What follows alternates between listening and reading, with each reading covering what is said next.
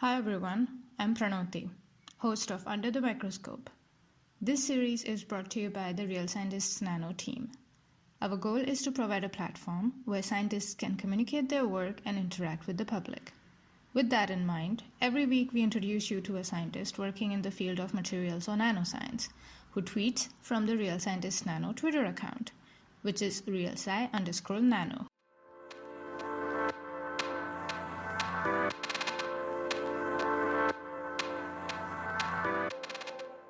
Hi everyone, my name is Pranoti, and today we have with us Becky Cummings, who is a PhD student at the University of Glasgow in Scotland. Hi Rebecca, how are you? I'm good, thanks. How are you? I'm good and excited to know more about your science. So let's start by understanding your research. So could you explain your research in super simple words to us, please? Sure. So I'm going to start by contradicting you and using slightly technical language. So I'm an electron microscopist. I specialize in electron energy loss spectroscopy. It sounds complicated, but what it means is essentially you just shoot electrons through your sample that you're interested in, and then how the electrons behave when they come out the sample gives you information about the structure and what elements the sample is made out of. So the samples I look at most are the mirror coatings for gravitational wave detectors. Gravitational wave detectors are very big astronomical instruments, and they help us understand more about the universe, things like black holes, and also about very early history of the universe. Fully understanding the structure of all the materials in a gravitational wave detector can help you reduce the noise, which makes the detectors more sensitive. Mm-hmm. Okay. Wow.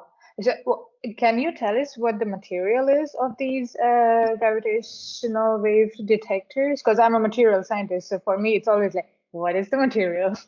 Yeah, so the mirrors are coated with multi-layer coatings, and the different coatings have different properties. The coatings I look at are titanium-doped tantalum pentoxide, and specifically what I was most interested in, or I'm most interested in, is often there's like noble gas that get trapped in the coatings while the coatings are being made, that isn't really supposed to be there, but in some ways is not avoidable.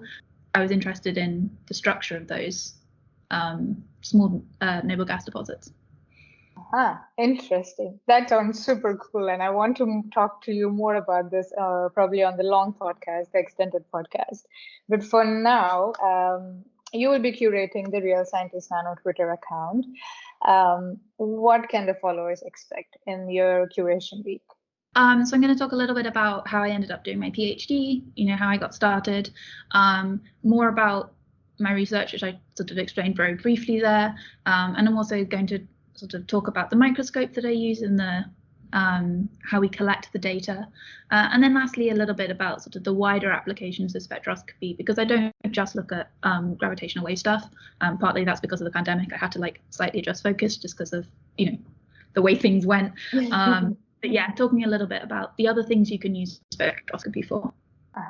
Okay. Wow, that sounds like a lot of content, and looking forward to your time on the Twitter account, because I personally, electron microscopy and everything that comes with electron microscopy is one of my favorite things, like everything, the EDX, focused ion beam, yields, everything. I am really, really interested in all of that, and spectroscopy as well. This is just my personal view. So I'm definitely looking forward to having you on Real Scientist Nano. So thank you very much for speaking with me.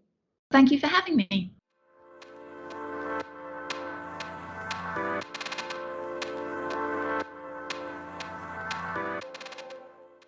Thank you for listening. This is Pranoti, host of Under the Microscope. To know more about us, visit our website, thesciencetalk.com, and follow us on Twitter at realsci_nano.